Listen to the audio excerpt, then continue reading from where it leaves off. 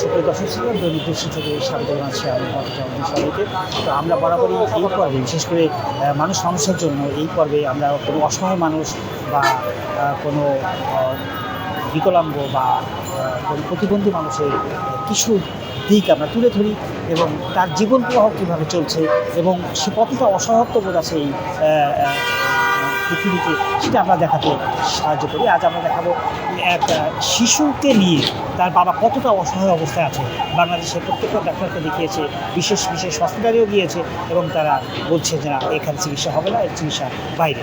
আমরা জেনে আসবো সেই বাবার কাছ থেকে শিশুটির ব্যাপারে কিছু কথা। সাথেই থাকবে। জিনিয়া বরিশালের নতুল্লাবাদ এলাকার দিনমজুর জুয়েল খান দম্পতির একমাত্র সন্তান। বেশ কিছুদিন ধরেই রাজধানীর ফুটপাতে হয়েছে স্থান তাদের। জিনিয়ার পরিবার সাথে যে টাকা নিয়ে এসেছিলেন খেয়ে না খেয়ে, সেই টাকা রাজধানীর বিভিন্ন হাসপাতালে একমাত্র সন্তানের হাইড্রোসেফালাস রোগে আক্রান্ত হওয়ায় তার পিছনে খরচ হয়ে যায়। তাই বাধ্য হয়ে রাস্তার পাশে বা ফুটপাতে মানুষের কাছে হাত পেতে কোনো রকম চলছে তাদের জীবন। দেশবাসী, আমার ওই বাচ্চারও অসুস্থ, মাথা ভর্তি পানি। আমার বাচ্চারা সুস্থ কালে ঢাকা দেখাইছি, ঢাকা মেডিকেল দেখাইছি, মিরসন্সে দেখাইছি, শিশু হাসপাতাল দেখাইছি, বলছে অপারেশন করা যাইবে না, দেশের বাইরে নিতে হইবে মাদ্রাস।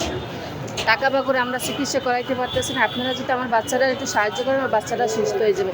এই রমজান মাসে সবাই সাহায্য করেন, সবাই তো দান করেন। আমার এই বাচ্চারার মুখের দিকে চাইয়ে আমার বাচ্চারা একটু সাহায্য করেন। আমার বাচ্চারা সাহায্য করলে আমার সুস্থ হয়ে যাবে। চিকিৎসকের বরাত দিয়ে পরিবারের সদস্যরা জানান, জিনিয়ার মাথায় পানি জমার কারণে মাথার আকার এত বড় যে মাথা ওঠাতেও পারে না নিষ্পাপ জিনিয়া। শুধু ফ্যাল করে চেয়ে থাকে মা বাবার মুখের দিকে।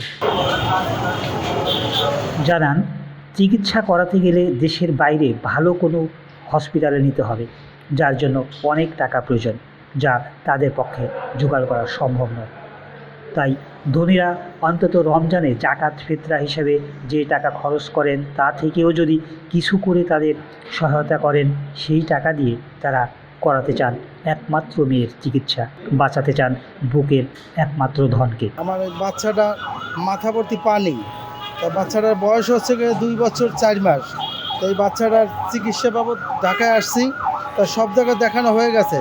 নিউরোসায়েন্স, ঢাকা মেডিকেল, পিজি, ছড়োয়ার্দি, শিশু, সবখানে দেখানো হয়ে গেছে।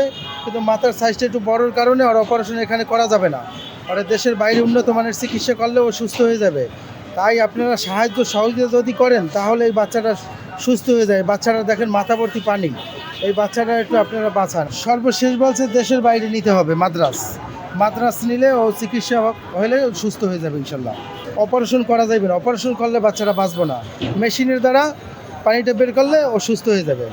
এখন ঔষধ চলতেছে, ঔষধের দ্বারা নিয়ন্ত্রণে আছে আর কি, কিন্তু মাথাটা বাড়বে না, নিয়ন্ত্রণ থাকবে, ঔষধের দ্বারা নিয়ন্ত্রণ থাকবে। কিন্তু আপনি আর ছোট হবে না, ছোট হবে মেশিনের দ্বারা যদি পানিটা বের করে, তাহলে ছোট হবে।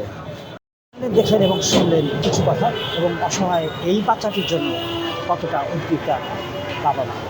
তার চিকিৎসার জন্য কিছু টাকা প্রয়োজন এবং সে সাধারণ মানুষের কাছে প্রার্থনা করেছে কিছু সহযোগিতার জন্য। এই রমজান মাসকে উল্লেখ করে বলেছে যে আমার কিছু সহযোগিতা হলে আমি বাইরের থেকে চিকিৎসা করাতে পারি। আপনার একটু সহানুভূতি দিন, একটু অনুদানে হয়তো একটি বাচ্চা, একটি শিশু একটা স্বাভাবিক জীবন ফিরে পেতে পারে। সবাই ভালো থাকবেন, সুস্থ থাকবেন, সুন্দর থাকবেন। আবার কোনো এক সময় কোনো এক জায়গায় এই ধরনের কোনো বিষয়বস্তু নিয়ে আপনাদের সাথে আমি থাকবো। না, আমার নিজামুদ্দিন, দৈনিক দৃষ্টির পক্ষ থেকে।